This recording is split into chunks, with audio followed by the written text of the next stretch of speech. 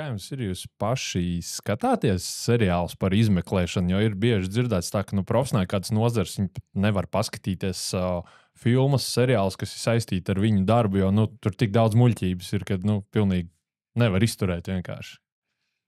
Skatos reti. Tieši šī iemesla dēļ?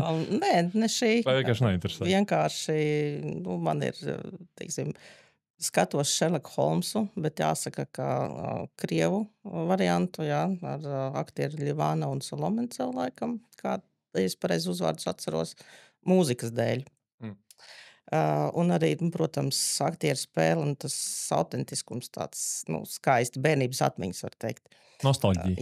Jā, tad skatos Mērdaku, kur arī tā kā pieskāriens ir kriminālistikas vēsturei, jā, kā attīstījās tehnika, bet arī tas tā tuvu tam, kā tas viss ir noticis, bet arī interesanti. Protams, kas man vēl patīk, tā.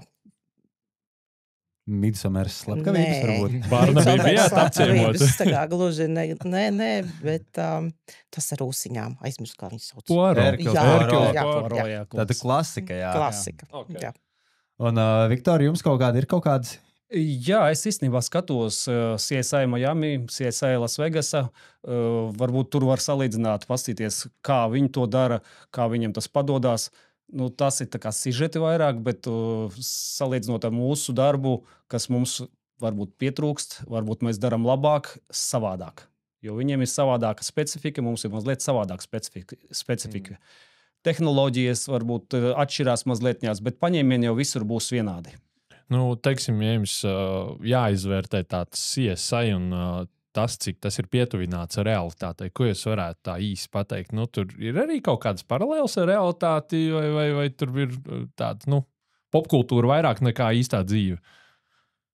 Mazliet viņi uztaisa sižetiņu, jā, bet īstenība tur ir. Īstenība ir, viņiem, kā jau filmās, notiek viss ātrāk. Bet dzīvē tas nenotiek tik ātri, tas notiek lēnāk un varbūt kvalitatīvāk, bet sižetos rāda viss ļoti ātri un atrodas jau noziedznieks. 40 minūtēs kaut kā jāiespiež tā lieta. Tā mums nav. Diemžēl vēl nav. Jā, un viņi parasti visu var. Atšķirībā no mums.